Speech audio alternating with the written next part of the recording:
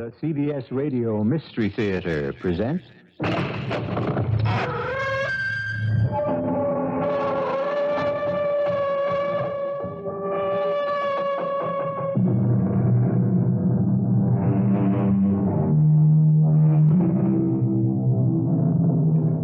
in.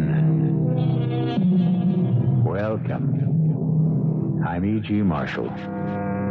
I hope you're ready for a journey into the bizarre, into the very, very strange, for that's where we're going. A round-trip journey, of course, but one we promise you won't forget. Sarah and David Hughes have just finished dinner and have taken their coffee out to the patio, where dusk is coming in behind a lovely sunset, and the world seems bathed in serenity. But beware of peaceful places at peaceful times. Things change. Sometimes suddenly. David. You know, I was almost asleep. David, what is that up there? What's what? Up where? Up there, in the sky, those funny lights. Well, it's a jet, I guess. We'll be hearing it in a few seconds. A jet making a circle of light? They don't come in from that direction. Or that fast either, David. It looks as if it's heading straight for us. Nonsense. Of course it isn't heading straight for us. David! A flying saucer. Oh, come off it, Sarah. An unidentified flying object. We actually saw it. Sarah, it was nothing of the sort. It was simply... Well, it was... Can you identify it? Well, no, not offhand. An unidentified flying object. David, we've made a sighting.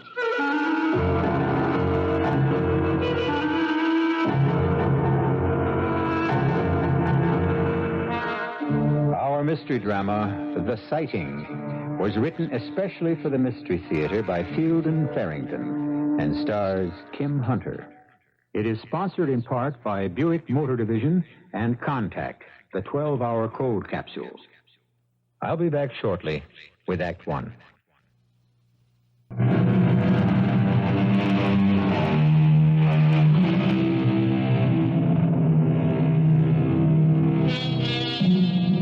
UFO sightings, although they are remarkable, are not uncommon.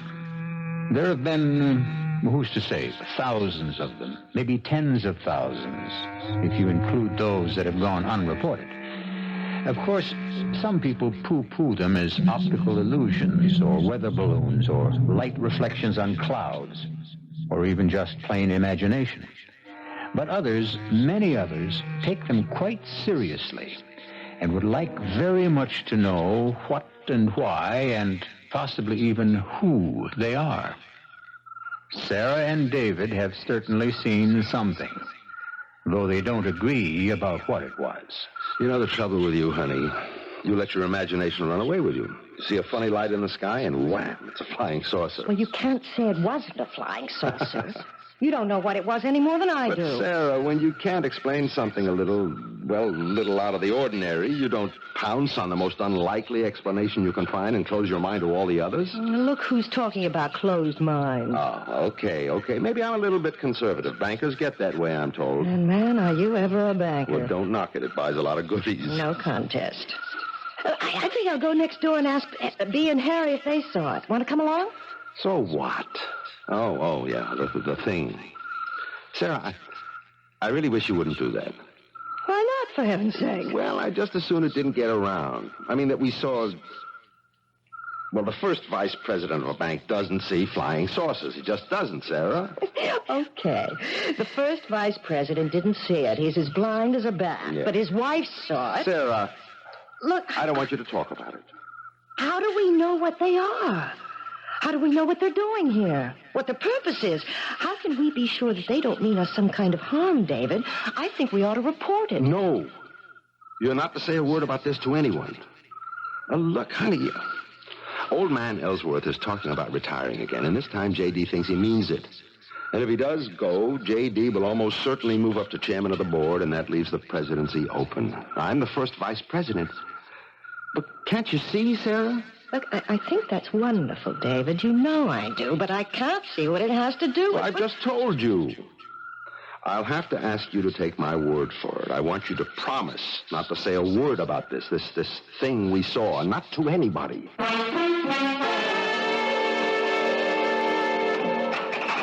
Anybody home? Oh, hi, Bee. You got any shopping to do this morning?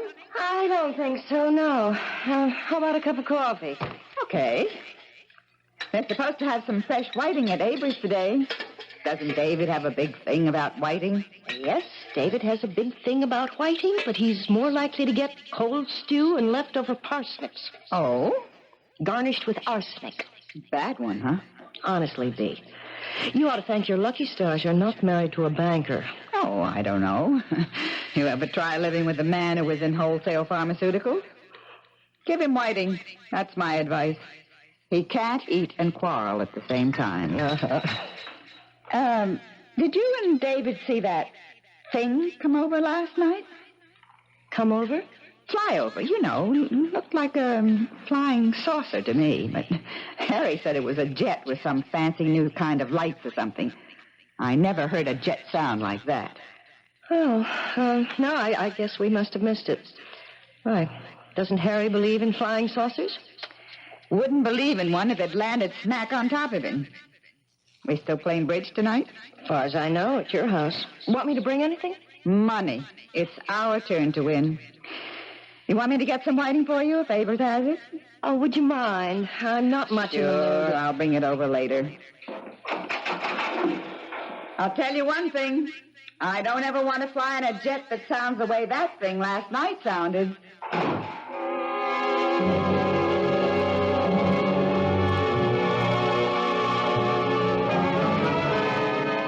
Good morning, David. Oh, morning, J.D. You busy right now? Nothing top priority, no. Well, come on into my office. I've got some news for you. Sure thing. You, read this thing this morning? Oh, the Times. I glanced through it before I left the house. A couple of people out your way claim they saw a flying saucer. Oh, I read that, yes. One of the fellows belongs to my club, as a matter of fact. I wouldn't want to be in his shoes next time he goes into that locker room. You know, I don't understand people. I just can't figure them out. Fella sees something up there he never saw before, and he goes running around like a chicken with its head off, yelling, "Flying saucer!" What do you think he is, some kind of aeronautics expert or something? Sit down, David. Thanks.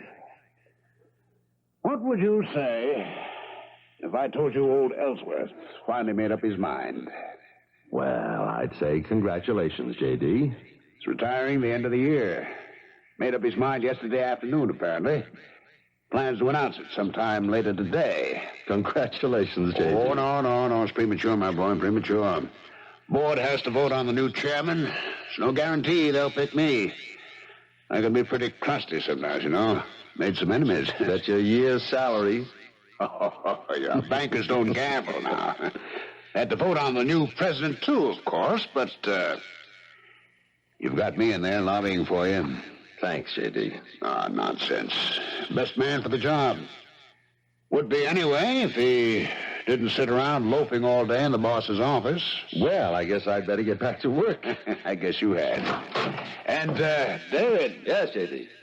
Try not to see any flying saucers. Wouldn't help a bit.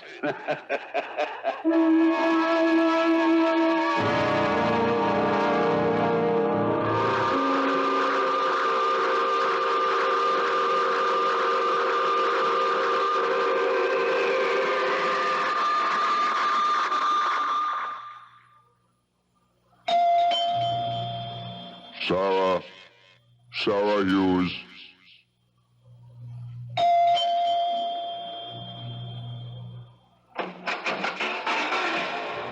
Sarah, I know you're in here. There's nothing to be afraid of. I must speak to you. How did you do that? Do what, Sarah? When you talk, your lips don't move. Well, anyway, I couldn't see them move.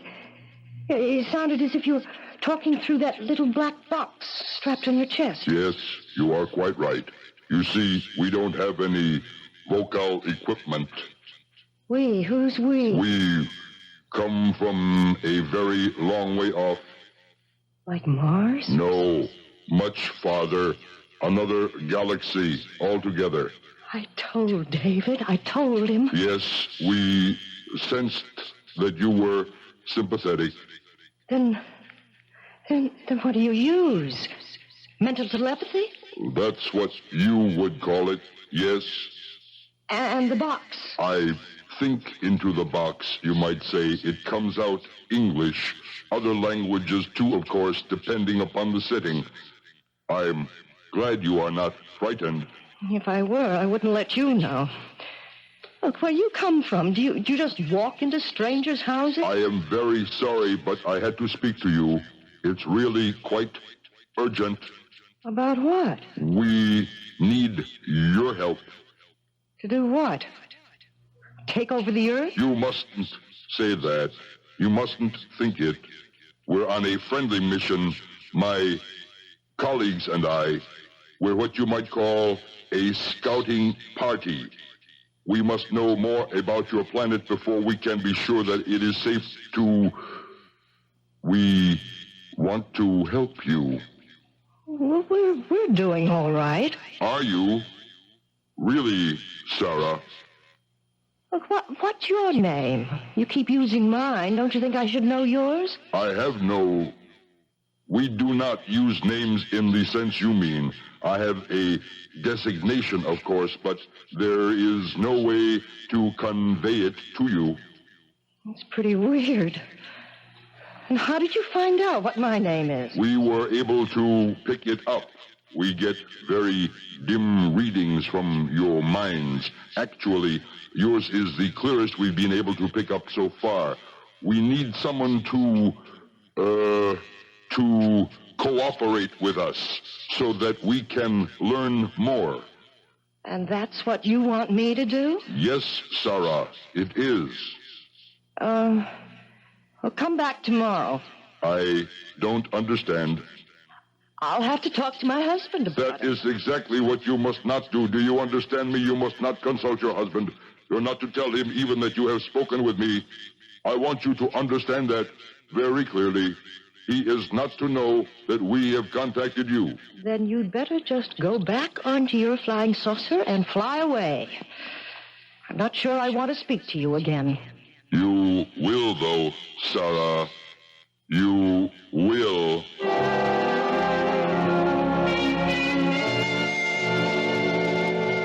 You don't believe me, do you? Of course I believe you, honey. Have I ever accused you of lying to me? All the same, you don't believe me. What did he look like, this man you saw? Well, he wasn't green, if that's what you mean. He didn't have tentacles or flippers or any of that. His hair was kind of coppery and funny. More like chicken down than hair. I didn't notice the color of his eyes. His face seemed all right, except that his ears were flat against his head. He was tall and too skinny to look healthy.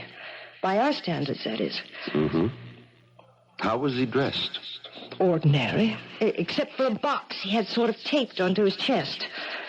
Like brown slacks and a kind of yellow shirt, open at the throat. But the clothes didn't look right on him. You don't believe one word of this, do you? Now, Sarah, I haven't said I don't believe you. All I'm saying is that you're tired and overwrought. And seeing things. Look, I'm not sure I want to play bridge tonight. Sit there all evening being humored. And, well, I'm not at all sure I want to do it. Look, I'll tell you what. You trot upstairs and take a little rest. Now, wait, then, just let me finish. You are tired. You are overwrought. You don't deny that, do you? Well... So why shouldn't you take a little rest? Now, what's wrong with that? And when you get up, if you don't feel like playing bridge, we won't play bridge, okay? Doesn't that sound fair enough? Well, all right. Fine. Right now. You close the bedroom door and see if you can't actually get a little sleep. Will you do that for me? Okay. But if I should go to sleep, don't let me sleep long, will you? And David. Yes? I did see that man and talk to him. I really did.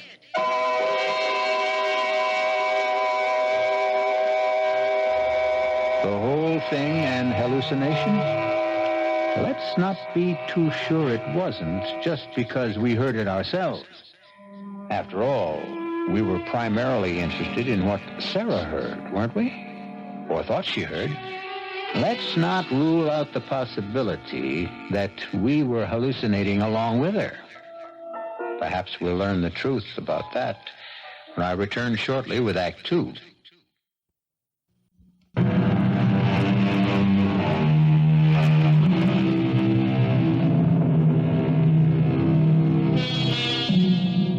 David and Sarah have spent the evening playing bridge with Bea and Harry Vincent. But their minds haven't been on the game. Sarah's is more on the events of the day just ending. How often do you speak with a man from outer space? Now the game and the evening have finally come to an end. David, my friend, we ought to do this more often. Yeah. You owe us now. You can check my arithmetic if you want it. You owe us $3.76. With the cards you two held, how could you lose? Oh, come on, don't grouse, David. About 10 more nights like this, and maybe we could get even. Oh, it was all my fault. I told you I didn't feel like playing bridge tonight, Dave. Oh, forget it. You were no worse than I was. Well, after all, it's only a game. Yeah, said he, tucking away his winnings. I wonder if I drank $3.76 worth of beer. Well, there's more out in the kitchen. Come on out. Maybe you can break even. Now, what are those two cooking up? Oh, I don't know. Is the fight still going on? With you and David, I mean? Left over from last night. You haven't been acting like yourselves at all tonight, either of you. Oh, it's one of those things. I guess it happens to everybody. David, don't you think we ought to go now? You have to work tomorrow. Okay, honey. He's a good man, you're David. You don't have to worry about that.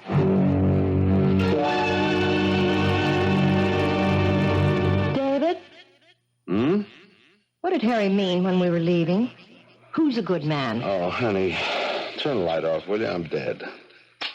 It's something to do with me, isn't it? Okay, you'll have to know anyway. I asked Harry for the name of a good psychiatrist. A psychiatrist? Yes, earlier. I called the doctor before we left, too. Told him it was an emergency. I got an appointment for you for tomorrow morning. But it is an emergency. You don't realize how... I knew you were going to be angry. Sarah? I'm not angry. If he's any good, maybe he'll be able to convince you I'm not seeing things.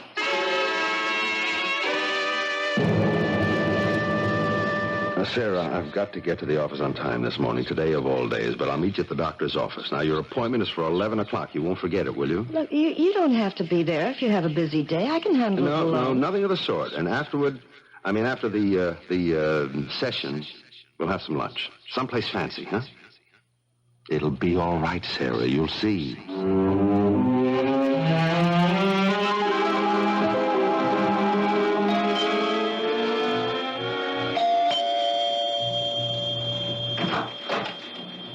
Oh, it's you again. Sarah, I must speak to you.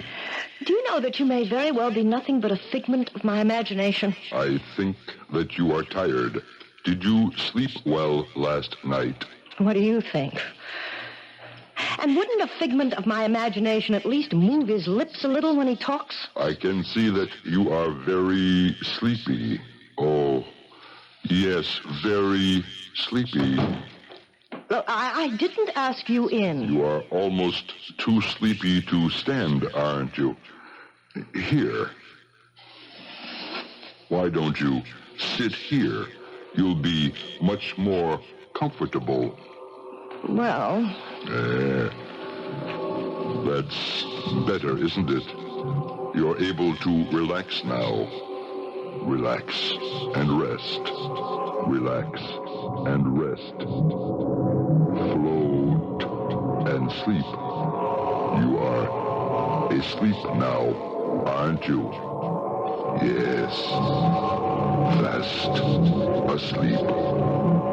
You will do as I tell you. Yes, I will do as you tell me. Good. Pinch your arm, Sarah. With your right hand, pinch your left arm. No, harder than that. You can feel nothing. You feel no pain. No pain. Very well. I am going to perform a minor surgical operation now. You will feel no pain, of course. A simple incision at the base of the skull. There will be no bleeding. Now, what I am inserting, Sarah, is a very small device which your body will in no way reject. It is in every way compatible. By means of this device, it is better you know this, Sarah, although you will not be aware of it later. Through this device, we shall be able to read your thoughts and participate in them, guide them. This will be possible at great distances, light years, actually. You are now sutured, what you would call sutured. There is no wound, no scar. You felt no pain. Did you, Sarah? No pain. And yet your own doctors would find this type of surgery very difficult, if indeed at all possible to perform. Now, do you know what I have just done? Yes. Tell me.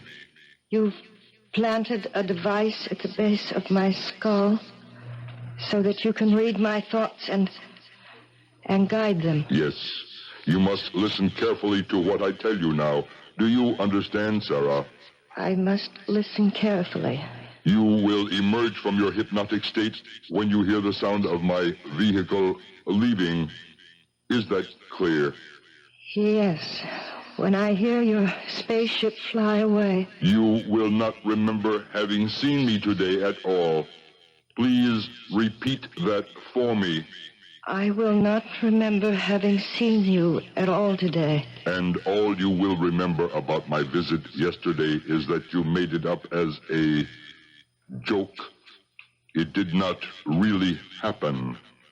I didn't see you yesterday. It was a joke I made up. Very well. When I leave the room, you will fall into a deep sleep. When you hear our vehicle moving away, you will awaken feeling as though you have a long, healing night's rest. Is all that clear? It's all clear.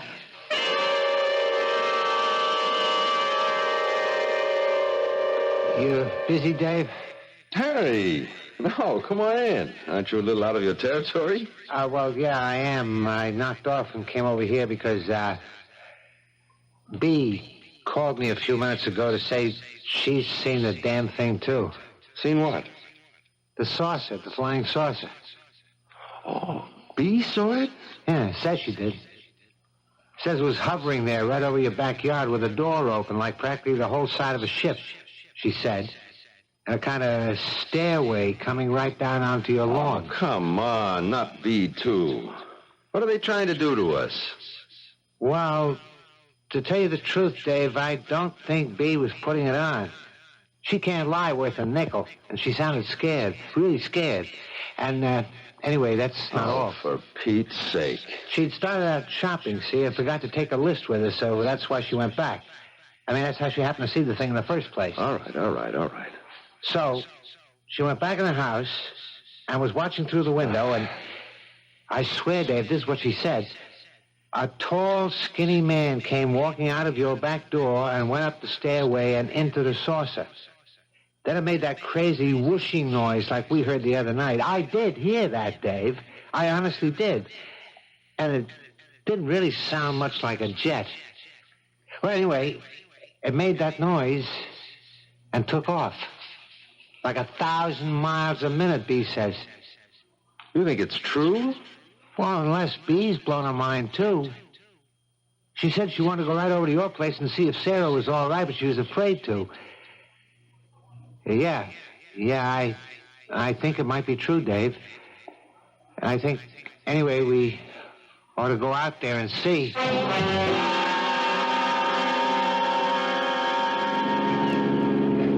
Oh, there's B. She must have been waiting at our front door. Oh, I thought you'd never get here, you Is two. Sarah all right, Bee? I haven't seen her. I can't help it. I was scared. You didn't see that awful-looking thing just hanging up there over your backyard, or the weirdo that came out of your house. Can we go in now? I don't mind as long as I'm with you. Yeah, okay. I don't suppose one of them's still in there. I mean, since the thing took off. It wouldn't go away and leave one of them behind, would it? I'm still not ready to believe You'd it. believe it if you'd seen it. Sarah? Yes, David? Oh, I thought you were going to meet me at the doctor's office. Well, what's this, a delegation? Are you all right, Sarah? Why wouldn't I be all right? Sarah, did anything happen this morning? Not a thing. Not unless you count me falling asleep, sitting bolt upright in a straight kitchen chair. I really must have been dead on my feet. The man from the flying saucer didn't show up? Oh, come on. Don't you think we've had about enough of that nonsense? Nonsense. Sarah, I saw him. I saw him come walking right out your back door, plain as day, and get into his saucer and go. I saw that, Sarah. I really did. Oh, please, let's not anymore. So I made up a silly story. Now, I'm sorry I did. I never dreamed you'd all take me so seriously. Now, wait a minute. There's something wrong here. You were taking it seriously enough last night. Now, don't try to tell me you weren't. It was just a joke, David. Joke? I wish you could all see yourselves. You look as if you'd just come in from a funeral or something. Sarah, if it was just a joke, why didn't you say so when I told you about the psychiatrist? Oh, I'm all mixed up. I swear I saw a tall, skinny man with funny hair get into a flying saucer and fly away. If it was just a joke you made up, Sarah, maybe I'm the one who needs a psychiatrist, because I saw that. I know I did. All right. Sarah's going to keep her appointment, aren't you, Sarah? I don't see any point, David. You'd just be throwing your money away. Well, still, if I ask you to, you will, won't you? Well, if you want me to, why not? I can't see what good it's going to do, but I guess it can't do any harm. No, Sarah. What? What? I didn't say anything. You are not to see the psychiatrist. Is that clear, Sarah? You will not see the psychiatrist. Who said that? What? Nobody said anything. Didn't you hear it? B. I didn't hear anything. You will do as you are told. You will refuse to see the psychiatrist. Who are you? Sarah? I can cause you pain, Sarah. I can cause you great pain. David, what is it? Somebody keeps... Don't you hear that voice? I don't hear anything, Sarah. I do not want to cause you pain, Sarah, but I will if I must. You are not to see the psychiatrist. Come on. We better go, honey. The appointment's for 11 o'clock. All right, I'm coming. I'm sorry, Sarah. Truly, I am. David. Oh, God, David! David, make it stop! Sarah. Make it stop!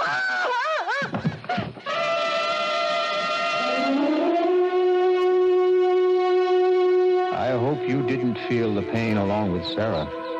It would have convinced you, of course, as I'm sure it has convinced the people in our story, that the man from outer space is real and not altogether friendly. If there is any doubt lingering in your mind, however, I believe it will be dispelled when I return shortly with Act 3. This is WBBM Chicago News Radio 78.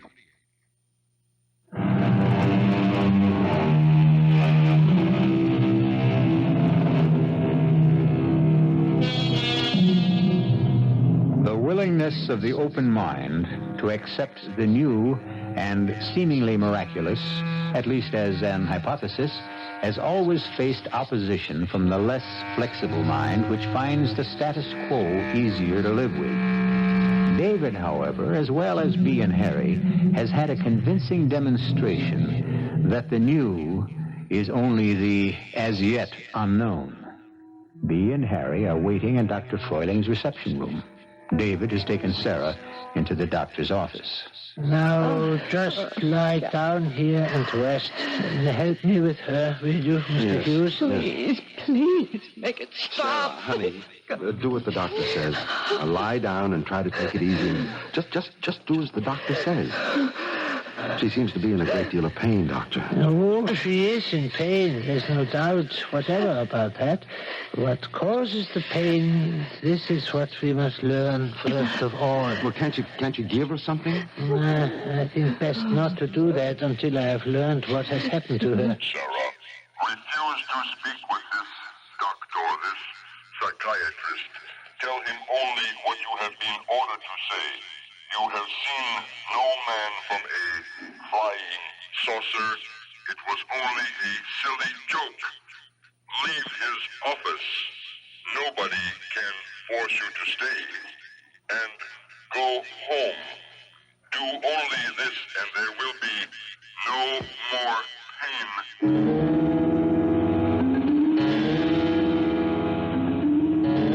You are asleep now, Sarah. You are in a deep, restful sleep. You are resting in a quiet, lovely place where there is no pain. No pain, only rest. You will not sleep. You are uncomfortable. There's no severe pain now, but you know there will be if you listen to this man. Now, Sarah, I want you to tell me exactly what happened this morning before David came back from his office. I can't, Dr. Froiling. Uh-huh. Well, it is not yet. We try again.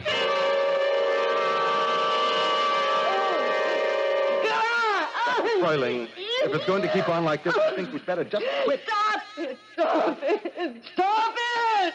We are on the right track. He was there this morning. She told me that much before he got through to her again. We are going to win, Mr. Hughes. Well, win or lose, what's going to be left of Sarah? All of her, Mr. Hughes. More than there is of her now. Sarah, shall we try again? Can't, Dr. Froiling. You won't let me. You don't know how it hurts. It's no good, Sarah. You know it is no good. Now, try to relax and clear your mind of everything but what I say to you. I'll try. Sarah, what did the man do when he came to see you this morning? He said he asked... Oh, no! No. He asked me to help him. Stop it! Stop it, please! Sarah, you are under my control, not his. The pain will never stop until you do as I say. You must do as I tell you. Bear it, Sarah. You can bear it if you try. Help me, and it will all be finished sooner than you think. How did he want you to help him? It will be worse. The pain will be worse. He wanted me to... He wanted me... Oh, God, make it stop! He wanted you to what?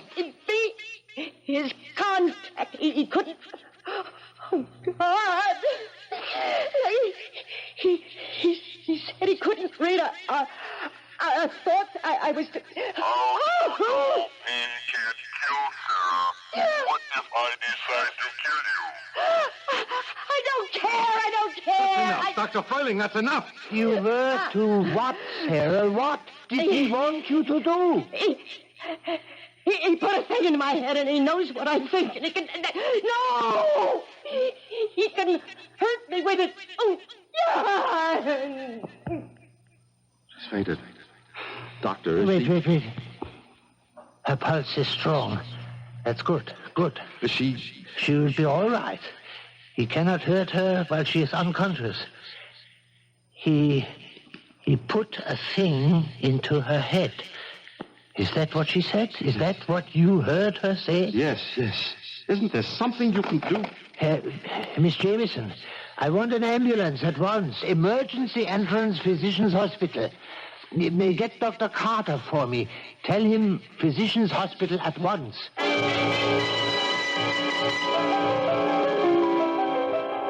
It was good of you to come, Dr. Carter. Yes. What have we got? A device has been implanted in a young lady's skull, I believe. I cannot be certain. Implanted by whom? How long ago? Only this morning, as I believe it.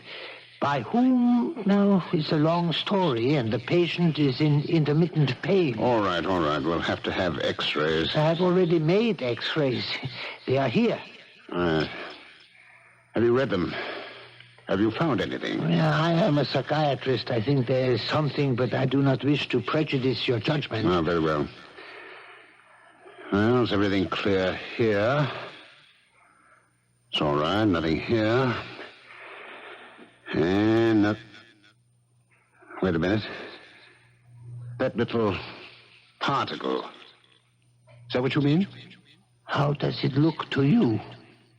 It's like a pinhead. Oh, yes. It's foreign, all right. Must be. But implanted? It's very small. Large enough. I am afraid for my patient's reason. Perhaps her life. I do not know. I have to see her before you operate, Dr. Carter. Oh, she's already been sedated. Believe me, Dr. Carter, it's imperative. Well, if you feel so strongly about it. Sarah? Oh, is that you, David? Yes. Feel better now? Oh, yes, I feel fine. Just sleepy. He isn't bothering me right now. I mean, there isn't any pain. Do you think you could contact him, Sarah? Oh, I expect he's around. Why? I want to get a message to him. What message? David, I don't want you to... No. I just want to talk to him, Sarah. I just want to meet him. Is he listening now? Oh, I can't tell, but I imagine he is. David, you must... I just want him to meet me and talk to me. It's as important to him as it is to me. I'll go back to the house. There's nothing I can do here anyway. I'll go back to the house and meet him there.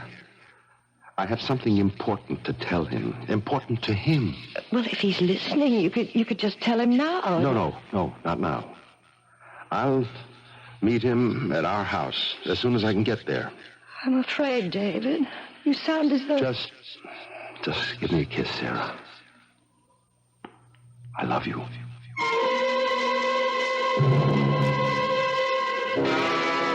I have taken more trouble than you realize, Mr. Hughes, to meet you here. What is it you wish to tell me? I have a proposition for you. I am willing to listen for a short time, though. The surgery is about to begin. You aren't going to interfere, are you? Your wife is a danger to us. I am sure you can understand that. We're reluctant to take a life, of course, but our mission is of greater importance. Listen. Now, just listen. Why does it have to be Sarah? What's the matter with me? What do you mean? I mean, put your gadget, whatever it is, in me. Why couldn't you do that? I'd cooperate, don't you see? You wouldn't have any of this resistance you get from Sarah. Why? Why would you turn against your own people to help us? Aliens, as you call us. Why would you be willing to do that? Willing? I'd be doing it to save Sarah's life. Wouldn't you do as much for your wife? We do not have wives. Oh. Well, my wife is very dear to me. There's nothing, I guess, that I wouldn't do for her. So you see... Be quiet. What? Please, do not speak. I am in communication with my colleagues. Oh. Tell them... Be quiet. Oh, God, please. All right. You'll do it? No, we have decided against using you. Huh? We have learned a great deal from you. This love is your word. This is an unfamiliar factor. This love must be taken into consideration. We are not sure that anyone so afflicted would be sufficiently stable for our purposes. And what about Sarah? It is a risk to release her, of course, for we cannot erase her memory, but we have taken greater risks. Then you won't interfere with the operation? Not interfere, no. Not the way you mean. We shall help. Your surgeon will need our help. Oh, thank God. How is she, Doctor? Fine. I have never seen anything like it. Would you ask her yourself? Sarah? Oh, David, I feel so much better. I feel perfectly well, as if nothing ever happened. Thank God for that. I have never seen such surgery. A motion picture at fast speed. His hands moved so quickly, I would never have believed it. Did you see him? The man from the saucer? Yes, honey. He's real. You'll be glad to know that. Oh, I do. Believe me, I know. Is she really all right, Dr. Fielden? Quite, yes. She is free now. Yes, I'm free. But I don't think they've finished. They're too strong. We're too vulnerable. I'm safe, yes, for the time being at least, but I don't know if the world will ever be really safe again. Maybe it will. They've discovered a new factor. Maybe it's stronger than they are.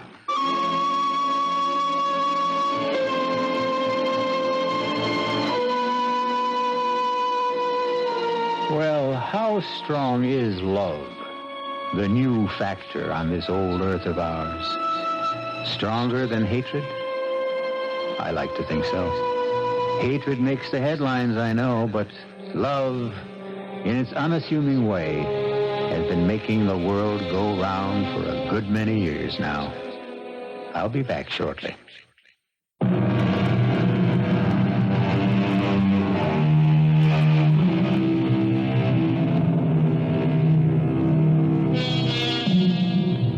David is president of his bank now, and doing a very good job of it, too.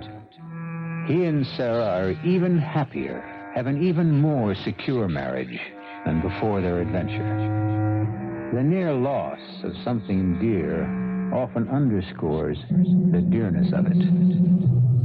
Well, whether you come by UFO or some more conventional method of travel, be here to join us for our next chilling story. Our cast included Kim Hunter, Nat Polen, Ralph Bell, Joe Silver, and Robert Dryden. The entire production was under the direction of Hyman Brown. And now, a preview of our next tale. These documents show that Rasputin has sold millions of rubles worth of medical supplies to Germany, a country which is waging war against us. As payment, Rasputin has been given shares in the Süddeutsche munitions factory, as well as shares in Taunus Manufacturing and Copernicus Industries in Bavaria. Your Highness perhaps knows of these companies. Little father, tell Colonel Amdur what you have told the Tsar and me. Madame, it will make no difference to him. Tell him. It is a prophecy, Colonel, and it is this. If I die at the hands of the nobility or members of the court, the Tsar and the Tsarina will lose their crown and their son within 6 months of my death. Radio Mystery Theater was sponsored in part by Anheuser-Busch Incorporated, brewers of Budweiser. This is E.G. Marshall inviting you to return to our Mystery Theater for another adventure in the macabre. Until next time, pleasant dreams.